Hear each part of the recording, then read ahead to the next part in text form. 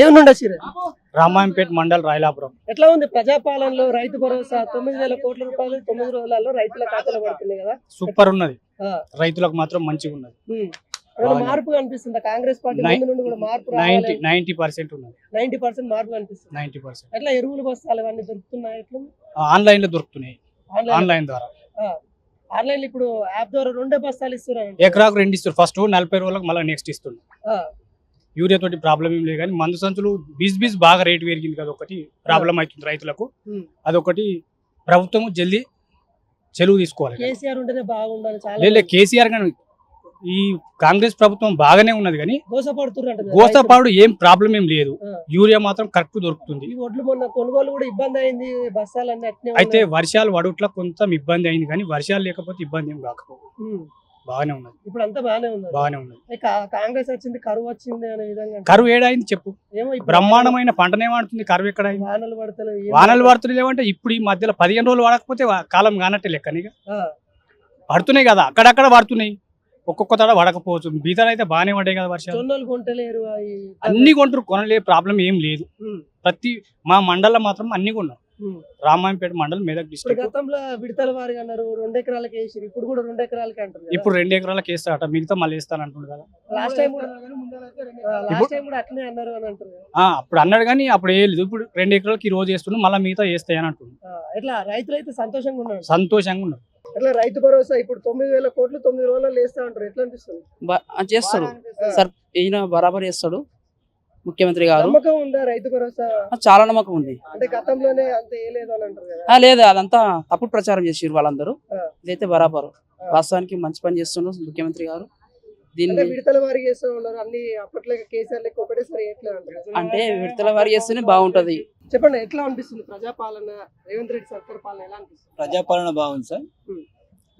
ఏమంటారు అంటే రైతు భరోసా వేస్తలేరు అంటారు. ఎందుకు వేస్తలేరు అంటే 5 ఎకరాల లోపు వేస్తే బాగానే ఉంటది కదా సార్. ఇప్పుడు 1000 ఎకరాలు ఉంది, ఒక్కొక్కరికి 50 ఎకరాలు ఉంది, వాళ్ళందరికీ వేసేందుకు సార్? వాళ్ళు ఇట్లానే ఉన్నోళ్ళే.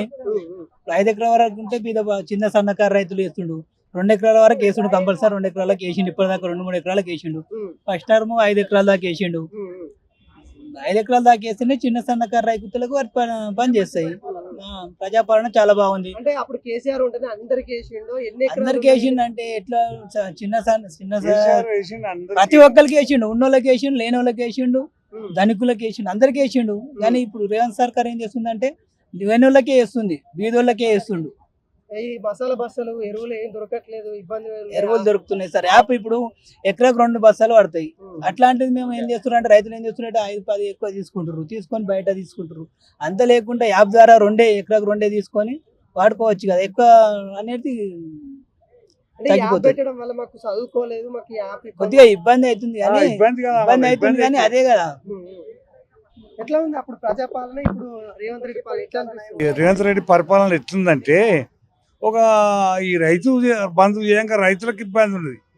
ఒక మనసాంచి మీద 2,100 మేము కొనుక్కున్నాడు. మాకు అట్ల ధర అంతే ఉంది, మనసాంచి ధర అంతే ఉంది. అవి ఎన్ని ఒక్క సంచి వేస్తే పండది.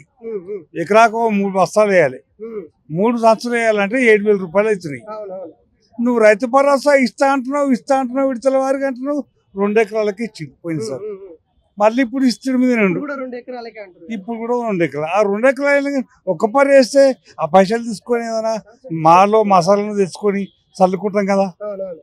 ఎదుగా మా రైతులకు చాలా ఇబ్బంది ఉంది. ఊరిలోకి పోతే అది బుక్ చేయాలట, అది ఇప్పుడు నాసుంటాను పోయితే వాళ్ళంటే ఏం తెస్తా? రేవంత్ రెడ్డి సభకి వచ్చిన